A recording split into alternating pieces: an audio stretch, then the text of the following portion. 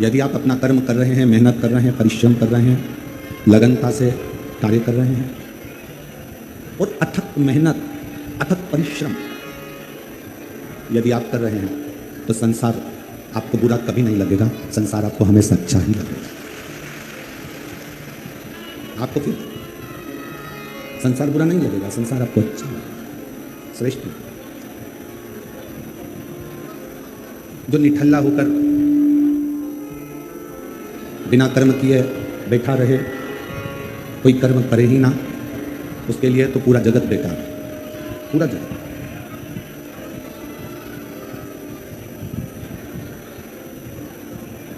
लोग कहते हैं हमने एक दुकान खोली, वो दुकान नहीं चली, फिर दूसरी दुकान खोली, दूसरी दुकान भी नहीं चली, फिर तीसरी दुकान खोली, तीसरी दुकान नहीं चली। आप बार बार कितनी बार दुकान को बदलो, कितनी बार व्यापार को बदलो। एक शिव महापुराण की कथा कहती है, बार बार व्यापार बदलने से अच्छा है एक व्यापार में पूरी दिल से जान लगा दो और अपना परिश्रम पूर्ण कर दो, तो वो दुकान की सफलता हो जाती है। 33 कोटि देव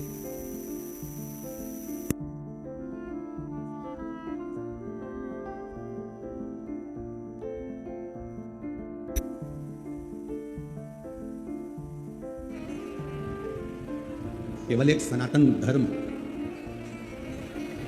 एक ऐसा धर्म है जिसमें 33 कोटि देवताओं का नाम आता है। क्यों?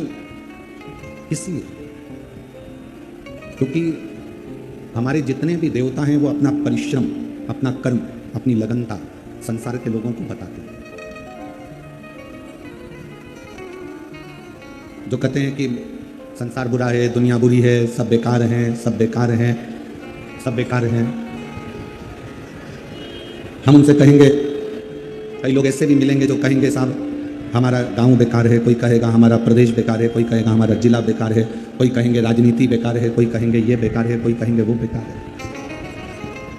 शिव महापुराण की कथा कहती है, मान लो संसार को आप बेकार कह रहे हो तो कम से कम अपने आप को श्रेष्ठ बनाने का प्रयास करो, तो संसार भी आपको श्रेष्ठ नजर आने लगेगा।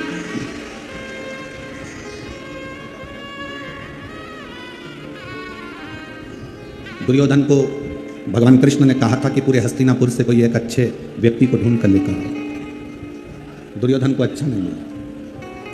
युधिष्ठिर से कहा गया था कि इस हस्तिनापुर में से जाकर सबसे पूरे व्यक्ति को ढूंढ कर लेकर आओ। युधिष्ठिर को कोई बुरा नहीं मिला था। दुर्योधन की दृष्टि में अच्छाई नहीं थी, इसलिए कोई अच्छा नहीं मिला, और युधिष्ठिर की दृष्टि में कोई बुराई नहीं थी, इसलिए उसको कोई बुरा नहीं मिला।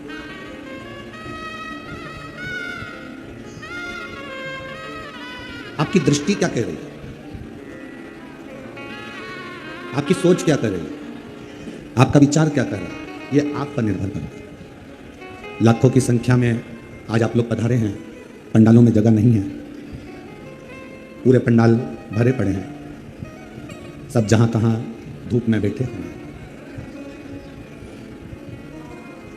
बालू रेत, रतनगढ़ की ये मिट्टी धूप में इतनी गर्म हो गई है कि उसमें चना डाल दिया जाए तो वो भी सिक के बाहर आ जाएगा। रतनगढ़ की ये मिट्टी इतनी गर्म हो रही है रेत कि इस पे पापड़ रखा जाए तो पापड़ सिक जाए। और मैं कैमरामैन से आस्था चैनल पर कहूँगा, एक बार वो नज़ारा दिखाओ कि उस मिट्टी पर कैसे लोग धूप में बैठकर शिव महापुराण की कथा का स्तोत्र ग्रहण करें। जिस मिट्टी पर पापड़ रखो तो पापड़ सिक जाए, चना डालो तो चना सिक जाए, ऐसी मिट्टी पर बैठकर, ऐसी रथ में बैठकर, ऐसी रज में बैठकर शिव भक्त शिव महापुराण की कथा का रसतत्व ग्रहण करें। महाराज, खाली नहीं जाओगे आप। आपकी साधना, आपका तप, आपका बल शिव कृपा जरूर है। और खाली ना जाता दर से, खाली न जाता कोई दर से तुम्हारे, मैं भी खड़ी हूँ बाहें पसारे। अपने हृदय से लगा लो गिरा जा रहा हूँ, उठा लो भोले अपने दर से अभी तो न टालो, गिरे जा रही हूँ, उठा लो। आपकी साधना, आपका भजन, आपका स्मरण, आपका कीर्तन खाली नहीं है।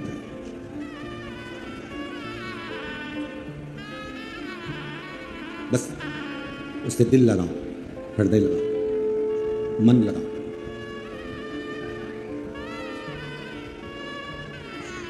एक पत्नी को पति से किस चीज की कामना होती है विवाह के बाद?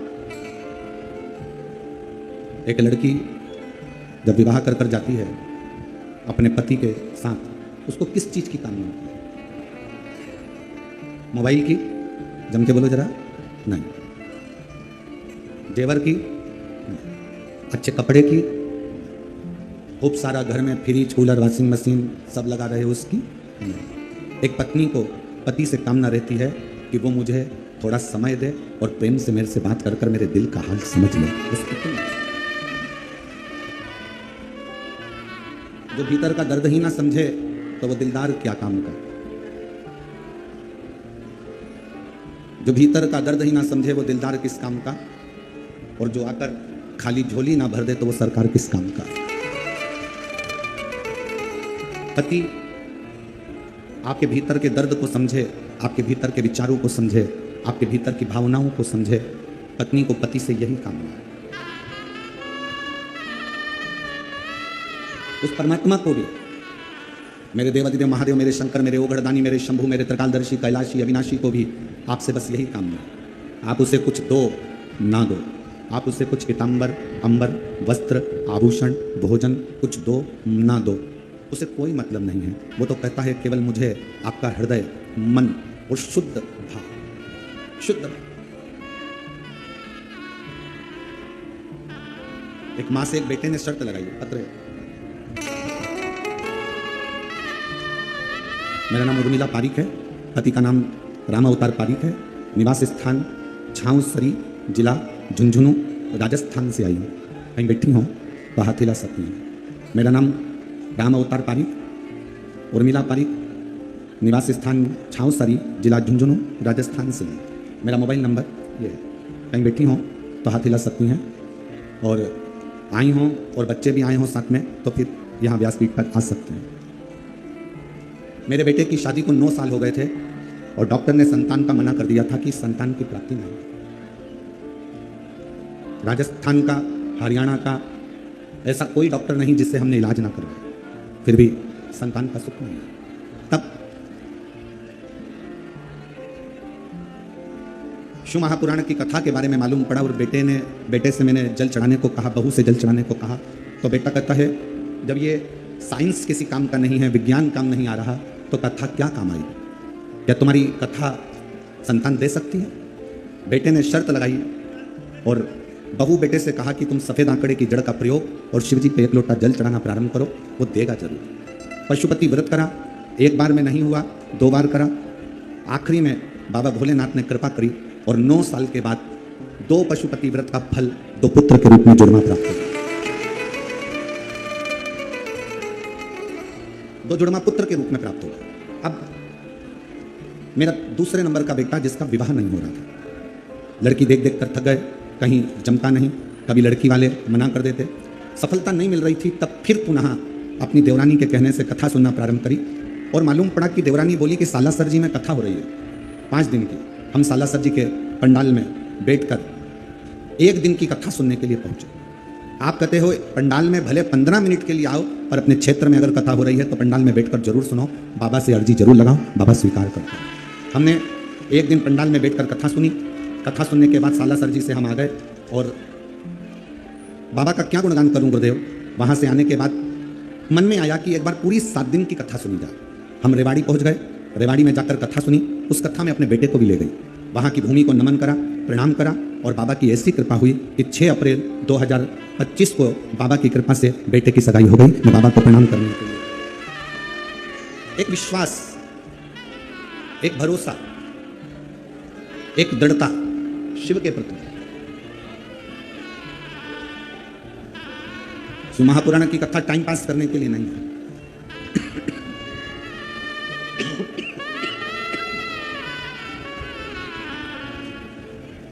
शिव महापुराण की कथा हृदय को दुखाने के लिए भी नहीं है। शिव महापुराण की कथा मनोरंजन का विषय भी नहीं है कि हम यहां पर एंजॉय करने के लिए आए। इस कथा को दिल से बैठकर मन लगाकर यदि सुन लिया, जवाबदारी फिर उसकी है। वो 3 महीने में तुम्हारी झोली में क्या क्या लगे, फिर आपका और हमारा बीच में कोई साझा नहीं, फिर उसका और आपका साझा। कथा ने रुक्मणी जी को कृष्ण से मिला दिया था। रुक्मणी जी भगवान कृष्ण को कभी नहीं देखी थी। श्रीमद् भागवत कथा आप लोगों ने पढ़ी भी होगी, सुनी भी होगी। सुनी है सबने? हाथ उठाओ जरा, सबने सुनी है? रखो। श्रीमद् भागवत कथा में लिखा है कि रुक्मणी जी ने कभी भगवान कृष्ण को नहीं देखा था और ना ही भगवान कृष्ण ने रुक्मणी जी को देखा था। ना रुक्मणी भगवान कृष्ण को देखी है और ना कृष्ण रुक्मणी को देखी।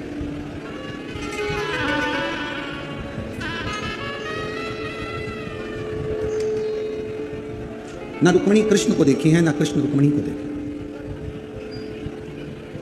दोनों एक दूसरे का नहीं।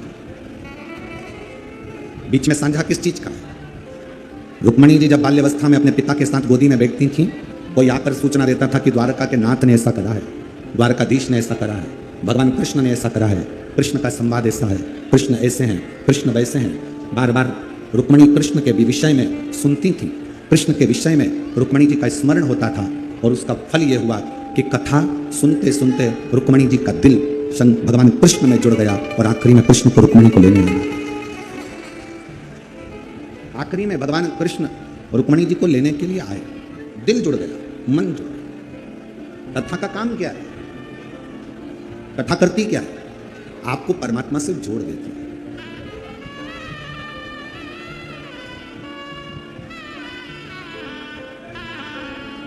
जो संत, जो साधु, जो गुरु, जो कथाकार, जो पंडित, जो ब्राह्मण अपने से जोड़े, वो श्रेष्ठता नहीं है।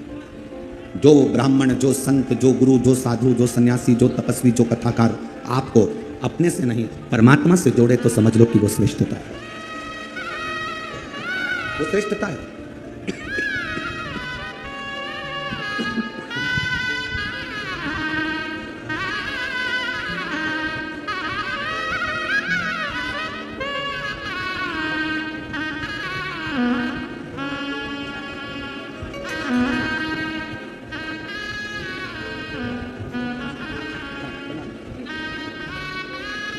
शिव तत्व किसको कहते हैं? शंकर की उदारता किसको कहते हैं? कथा का सार है ही क्या? आप परमात्मा से जुड़ जाओ, परमात्मा आपसे जुड़े।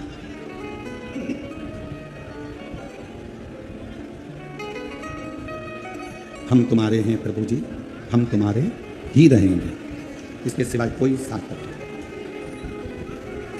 शिव पुराण करती क्या है? आप जब दिल से बैठकर श्री शिवाय नमस्तुभ्यम कहते हो, हृदय से अपने मन की बात उससे जोड़ते हो, सुनता है, श्रवण करता है।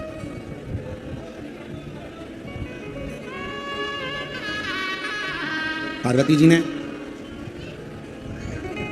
भगवान देवादिदेव महादेव को पाने के लिए भी शिव कथा का स्मरण किया। कथा जितनी जितनी अपने अंदर प्रवेश करती चली जाती है, उतना उतना परमात्मा हमारी बातों को सुनने लगता है, श्रवण करता है। जो कहे कि दुनिया बेकार है, उसको कहो कि दुनिया आज के जमाने में सतयुग, त्रेता, द्वापर, इन सब को हटा दो, इन सबसे ज्यादा अच्छा यदि कुछ है तो यह कलयुग है, जिसमें भगवान का नाम लेते से ही पार करते हैं।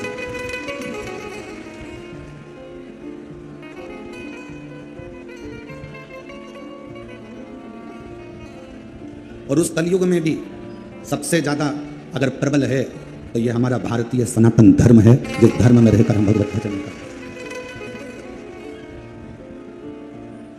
हैं। पर जन्म लेना सरल है, पर अपने नाम के आगे श्री लिखवाना कठिन है।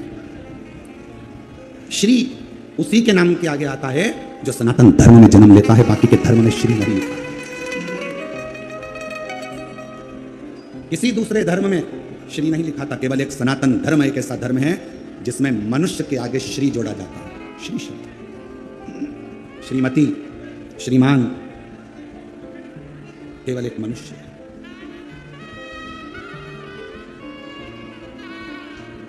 और मेरी रतनगढ़ की जीजियों, मेरे रतनगढ़ के जीजाओं, बेटियों, बेटाओं, मेरी माताओं, मेरे भाई, मेरे बंधु, मेरे सखा, मेरे मित्र, अपने सनातन धर्म से बढ़कर दुनिया में कोई धर्म नहीं है जो इतना नरम, इतना आनंदित और इतना प्रफुल्लित करने वाला धर्म है। कोई धर्म नहीं।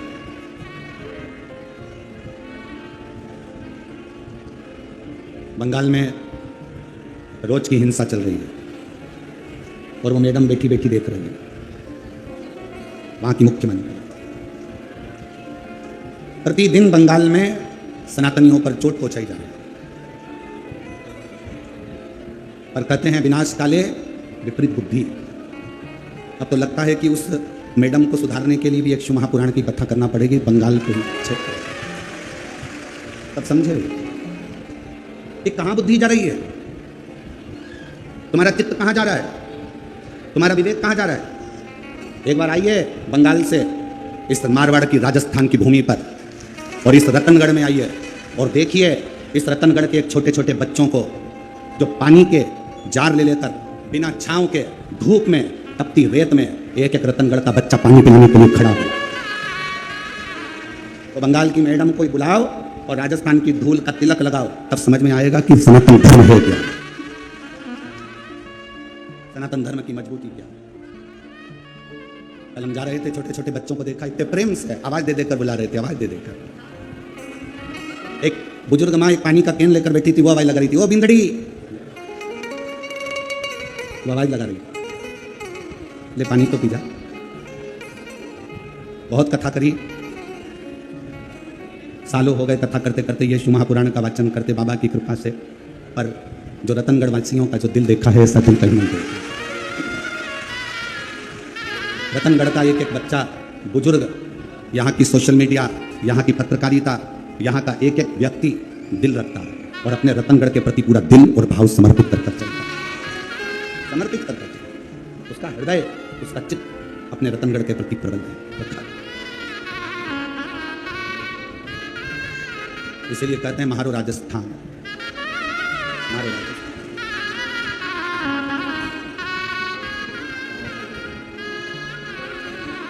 अब समझ में आया कि लोग कितने भी विदेश में चले जाएं, उनको अपने देश की क्यों याद आती है। अब समझ में, भले रतनगढ़ के लोग पैसे कमाने के चक्कर में दूसरे दूसरे मुंबई, पुणे, दिल्ली, बेंगलोर जहां चले गए हों, पर आज भी उनका दिल रतनगढ़ में ही अटका होगा, ये पक्की बात है। हृदय, यहाँ की नम्रता, यहाँ की द्रविता देखिए आप, देखिए। इसलिए मन करा जयपुर की जो कथा होगी 1 मई से 7 मई तक, उस कथा का नाम हमने ईसर जी गोरा जी शिव महापुराण दिया। ईसर जी गोरा, कि शंकर भगवान ने 16 दिन अपनी धर्म पत्नी के साथ पहली बार श्रृंगार किया था, और 16 दिन में क्या क्या कर्म ईसर जी ने करा, 16 दिन में क्या क्या कर्म गोरा जी ने करा। उनके पुत्र गणेश, कार्तिकेय, 6 लड़कियां, जया, विषहरा, शामलीबारी, दौतली, देव और अशोक सुंदरी, इन 6 लड़कियों ने अपनी माँ का श्रृंगार कैसे करा। कौन सा सौभाग्यवती नारी का वो श्रृंगार होता है जिसको वो कर देती है तो उसकी वेदव्यता नहीं आती है। कौन सा श्रृंगार शंकर भगवान का एक करा जाता है जिसके कारण बस शरीर में कोई बड़ी बीमारी नहीं लग सकती है। वो ईसर जी और गोरा जी की कथा पर आधारित 1 मई से 7 मई तक जो जयपुर में शिव महापुराण की कथा होगी, वो पूरे विश्व का रिकॉर्ड तोड़ेगी, और वो ईसर जी और गोरा जी पर आधारित। और हम तो कहेंगे जितनी माताएं, जितने भाई उस कथा को श्रवण करने के लिए आए, आप भी ईसर जी और गोरा जी का भाव लेकर आना, ईसर जी गोरा जी का भाव लेकर आओ। आप भी साधारण दिल से सुनो, स्मरण करो।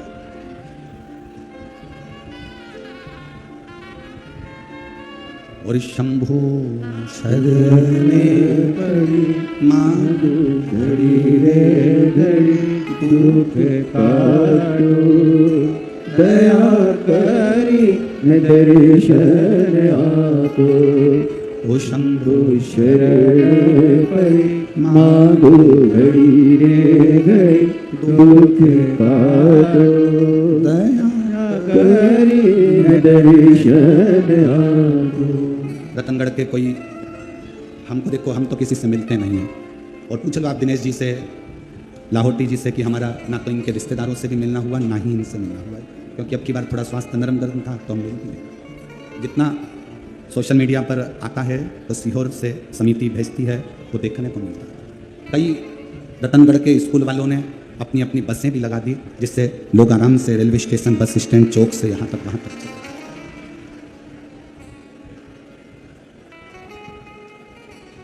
और शायद रतनगढ़ के इतिहास की यह पहली ऐसी कथा होगी जिसमें इतनी तुम्हारी सेवा बारातियों जैसी हो रही होगी।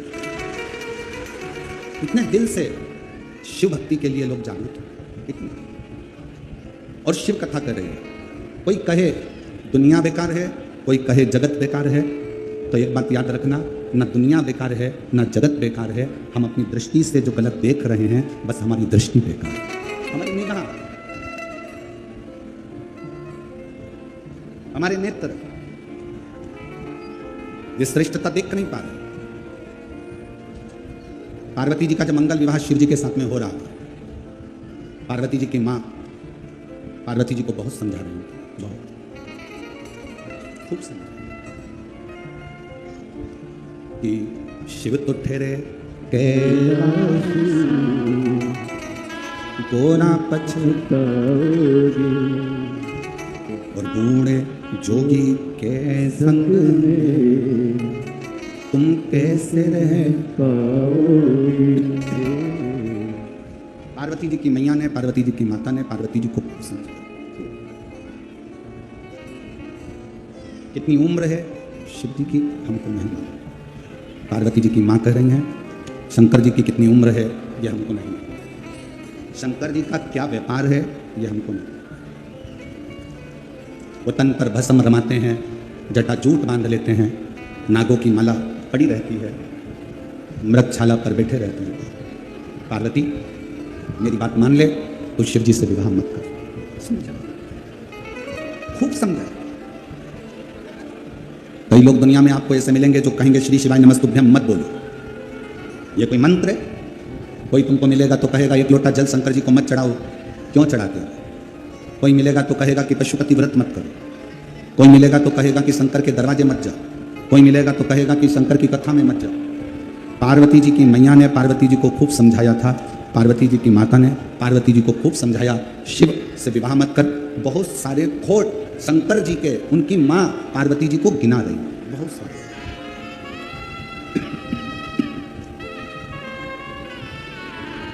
खूब खोट गिना, खूब सारे खोट शंकर भगवान के पार्वती जी की माता जी ने पार्वती जी को गिना खूब।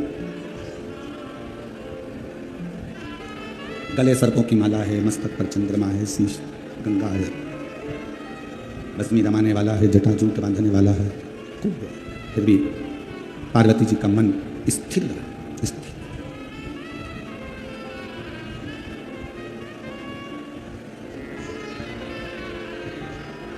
इतना स्थिर पार्वती जी ने अपने मन को बना लिया था, इतना स्थिर माता पार्वती जी ने अपने चित्त को बना लिया था कि शिव की निंदा पार्वती जी सुनी नहीं, शंकर की निंदा ही नहीं सुनी, शिव निंदा नहीं सुनी। जैसे मां मैनावती ने शिव जी के लिए खोट गिनाना प्रारंभ करे, वैसे ही पार्वती जी ने अपनी श्रवण शक्ति में शिव को बिठा लिया और शिव नाम का अंदरूनी जाप करना प्रारंभ किया, भीतर का जाप।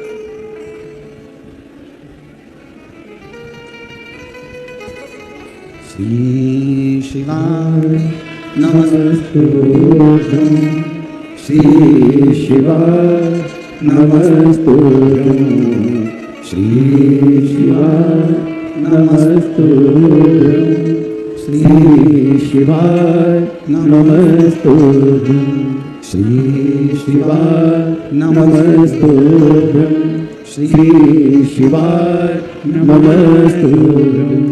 पार्वती जी अपने भीतर शिव तत्व को प्रकट कर, निंदा नहीं सुन रही, निंदा से दूर है, निंदा नहीं सुन रही, भीतर शिव तत्व को बिठा लिया, शंकर को बिठा लिया।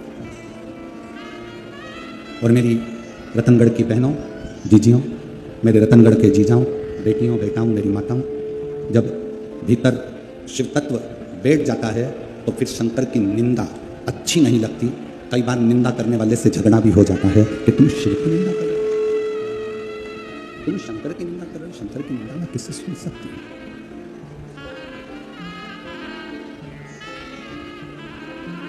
अपने पति की निंदा, ध्यान देना, थोड़ा बहुत अच्छी बात पार्वती जी का चरित्र कर रहा। अपने पति की निंदा, अपने पिता की निंदा और अपने परमात्मा की निंदा कभी कानों में नहीं आना चाहिए, कभी ना। किस्मत में जो लिखा वो पति मिला। कितने सारे लड़के देखे तुमने, अच्छा लड़का छांट कर जैसा मिला उससे शादी। जैसी किस्मत में लड़की लिखी थी वो मिली। कितने फोटो आए थे, एक से बढ़कर एक लड़कियों के फोटो आए थे, पर तुम्हारी किस्मत में जो जगदम्बा लिखना थी वही लिखी है परमात्मा। तुम्हारी किस्मत में कितने लड़के आए थे, पास के गांव का, इधर के गांव का, उधर के गांव का, खूब रिश्ते आए, पर तुम्हारी किस्मत में जो लड़का लिखा था उसी से विवाह हुआ। इसलिए पति, पिता और परमात्मा, इनकी निंदा श्रवण नहीं करता। तेरा पति बेवड़ा है, तेरा पति दारू कुटा है, तेरा पति ऐसा है, जुआरी है, शराबी है, गलत है, ऐसा है। फिर वाला संवाद याद रखो, ऐसी छोटी वाली बाई थी ना, एक गाना गाया है, भला है बुरा है जैसा भी है मेरा पति मेरा जैसा है। ससुराल वाले कहें तेरे पिताजी ने तुझे ये सिखाया, तेरे पिताजी ऐसे हैं, हाथ जोड़कर कह दो मेरे पिता की निंदा नहीं सुन सकती, क्योंकि उसने मुझे पाल पोस कर बड़ा करा और अपने कलेजे के टुकड़े को तुम्हारे साथ विवाह कर भेज दिया। उस बाप की इज्जत करो, उस पिता का सम्मान करो, उस पिता की इज्जत करिए, उस पिता का आदर करिए, उस पिता का सत्कार करिए, आदर करिए, सत्कार करिए। दूसरा, परमात्मा। कोई भी धर्मी अपने सनातन धर्म के भगवान के लिए, सनातन धर्म के ईश्वर के लिए, सनातन धर्म के देवताओं के लिए अपशब्द बोले, जैसे ही आड़ा टेढ़ा बोले, बन सके तो जवाब दो, नहीं बन सकता तो वहां से उठकर चल दो। अपने परमात्मा की निंदा भी नहीं सुनना, अपने ईश्वर की निंदा नहीं सुनना, परमात्मा की निंदा भी श्रवण नहीं करना। सुनो ना,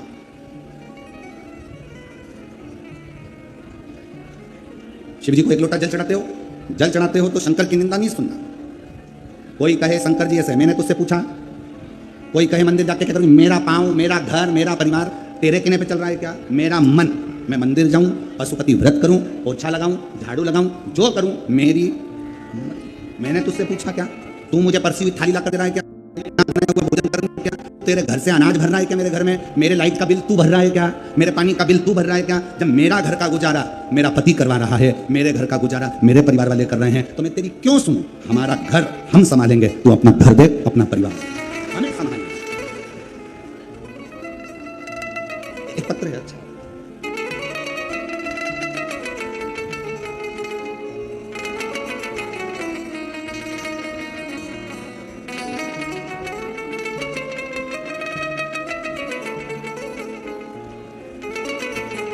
मेरा नाम माया कंवर है, मेरे पति का नाम जोगेंद्र सिंह, गांव सहनाली छोटी चुरू, सनाली छोटी चुरू की रहने वाली हूँ। कहीं बैठी हूँ, अगर कहीं बैठी हूँ तो हाथ हिला सकती हैं, और अगर साथ में बच्चा आया हो तो उसको भी ला सकती हैं। 8 वर्ष तक मेरे घर में संतान का सुख नहीं हुआ। जब 8 सालों से मुझे संतान नहीं हुई, 8 साल से जब मुझे संतान का सुख नहीं हुआ, डॉक्टरों को बता बता कर थक गए, दवाइयाँ ले लेकर थक गए, फिर भी संतान का सुख 8 साल तक नहीं हुआ। मेरी बहन ने कहा, वो सीहोर वाला महाराज आंकड़े की जड़ का बोलता है, आस्था चैनल पर कथा आती है, कभी 1 बजे कभी 2 बजे वो कथा को सुनो। सफ़ेद आंकड़े की जड़ बांधना प्रारंभ करी, पशुपतिनाथ का व्रत करना प्रारंभ करी। सावन का महीना आया 2023 में, बाबा से ऑनलाइन पूजन कर मन्नत मांगी, बाबा मेरी मनोकामना पूर्ण कर। मेरे पति ने कभी आपकी कथा नहीं सुनी थी, पहली बार कथा सुनकर उसके मन में विश्वास आया। सीहोर में कावड़ भरा रही है, अपन दोनों कावड़ यात्रा में चलते हैं। रिश्तेदारों ने ताना दिया, क्या करोगे, ऐसे ढेर सारे महाराजों ने, क्यों सुनते हो? हमने उनसे कह दिया कि कथा हम सुन रहे हैं, कावड़ में हम जा रहे हैं, तुम हमें टोकने वाले कौन होते हो? हम दोनों पति पत्नी कावड़ में चले गए। कावड़ में कुबेर भंडारी को जल चढ़ाया, वहाँ का जल लेकर अपनी पत्नी को भी पिलाया और मैंने भी पिया। बाबा की कृपा से जब हम कांवड़ यात्रा से वापस आए और ऐसी शिव की कृपा हो गई कि मेरी पत्नी का गर्भ ठहर गया और गर्भ ठहरा और बाबा की कृपा से 15 जुलाई 2024 को बाबा की कृपा से पुत्र रत्न की प्राप्ति हुई। जो कोई कहे कि आप शिव मंदिर क्यों जा रहे हो, कोई कहे आप शंकर का गुणगान क्यों गा रहे हो, ये हमारी मर्जी, ये हम पर निर्भर। हम तो बाबा के भरोसे चलते हैं, हम तो बाबा के भरोसे चलते हैं। ये दुनिया वाले जलते हैं, ये दुनिया वाले जलते हैं। हम तो बाबा के भरोसे चलते हैं, डमरू वाले के भरोसे चलते हैं। हम शिव के आश्रित होकर चलते।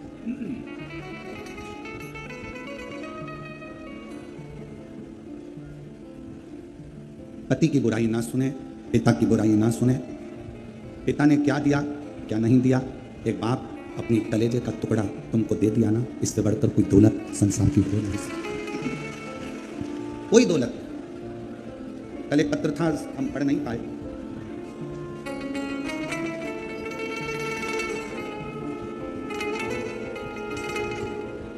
इतने सारे पत्रों में शायद ढूंढना पड़ेगा कि एक बहन ने पत्र में लिखा उसकी 4 लड़कियां, और पत्र ढूंढेंगे, बहुत सारा पत्र है, इसमें ढूंढना बड़ा मुश्किल। 4 लड़कियां, और हमारे समाज में लड़की की शादी में इतना पैसा लगता है कि सोचना। पहली लड़की की शादी में इतना धन लग गया कि 3 लड़कियों की शादी अब कैसे करें, वो सोच विचार।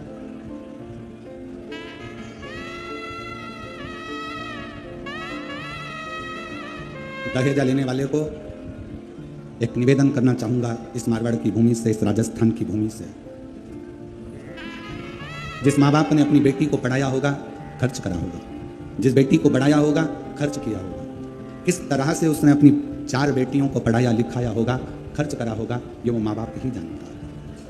मेरा निवेदन उस माँ की कलम थी या उसकी आंख के आंसू थे कि 3 लड़कियों के लिए जब हम संबंध की बात करते हैं तो लोग पहले पूछते हैं क्या क्या दोगे और कितना, कितने तक शादी पहुंचोगे,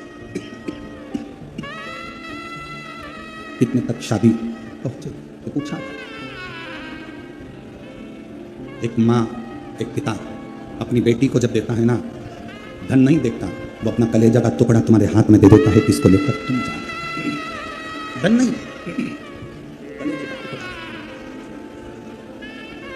क्या दे?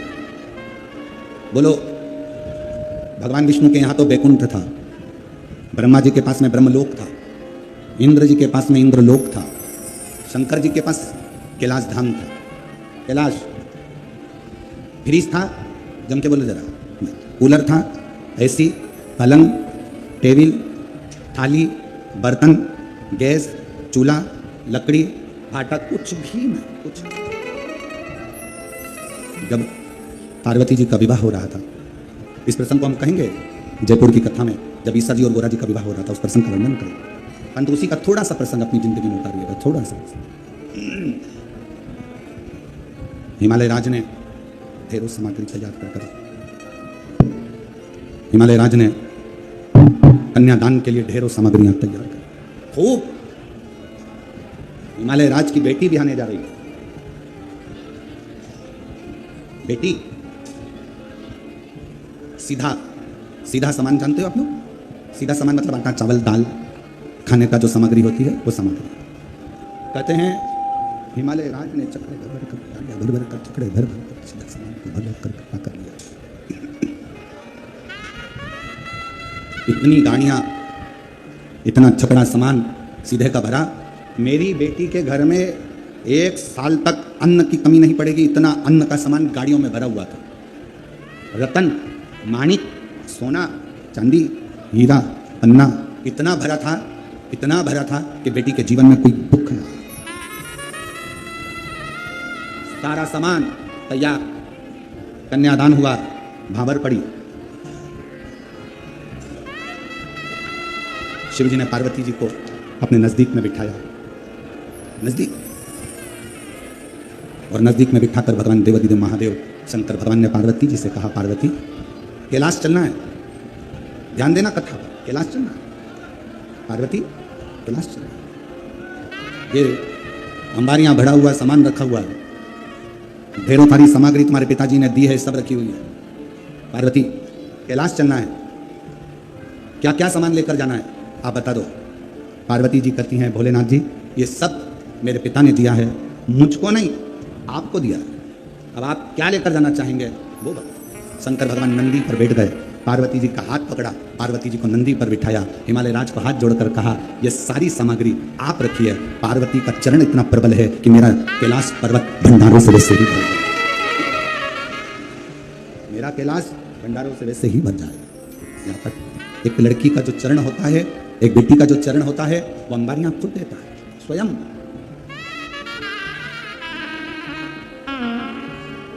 झारखंड में जो कथा 11 मई से आप लोग झारखंड से सुनेंगे टीवी पर, उस कथा का नाम हमने दिया है शिवपुत्री, शिव की बेटी कैसी है, शंकर की बेटी कैसी होना चाहिए, और शंकर की बेटी ने क्या क्या अपने पिता से मांगा और क्या क्या पिता ने अपनी बेटी को दिया। उस कथा का भी स्मरण आप टीवी पर जरूर करिएगा और बन सके सुने आप, झारखंड आके मना नहीं। रांची के पास में झारखंड में वो कथा रहेगी 11 से 17 मई, गुमला 4 लेन, गुमला झारखंड रांची। उस कथा का नाम है शिवपुत्री, शिव महापुराण की, शिव की बेटी। एक पति की निंदा ना सुने, एक पिता की निंदा ना सुने, एक परमात्मा की निंदा ना सुने, ये 3 निंदा श्रेष्ठ नहीं, श्रेष्ठ नहीं।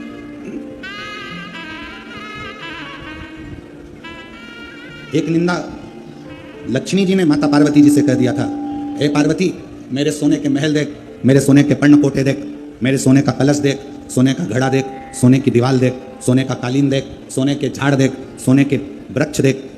लक्ष्मी जी ने जब पार्वती जी से कहा था, और आखिरी में पार्वती कुछ भी नहीं बोली, फिर लक्ष्मी जी ने कहा, एक मेरा पति जिसने मुझे स्वर्ग दिया, और एक तेरा पति जो तुझे कैलाश की गुफा में लाकर शमशान में पटक दिया।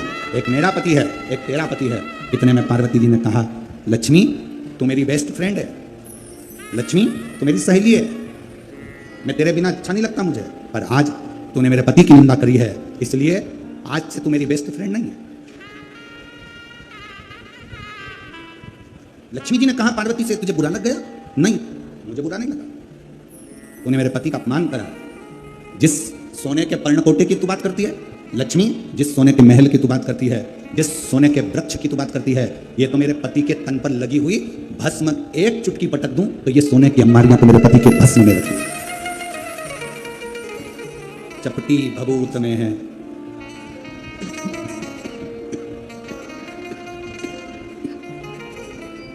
चपटी भभूत में है खजाना कुबेर का, चपटी भभूत में है खजाना कुबेर। हे गंगधार मुक्ति द्वार ओमकार, मेरे पति के शरीर पर लगी हुई भस्म एक चुटकी निकाल कर डाल दूं तो ऐसे सोने के महल, तू एक स्वर्ग की बात करती है। पार्वती जी कहती हैं, मेरे पति के पांव की उंगली जितनी है उतने स्वर्ग मेरे पति के चरणों में पड़े हुए हैं, उतने स्वर्ग।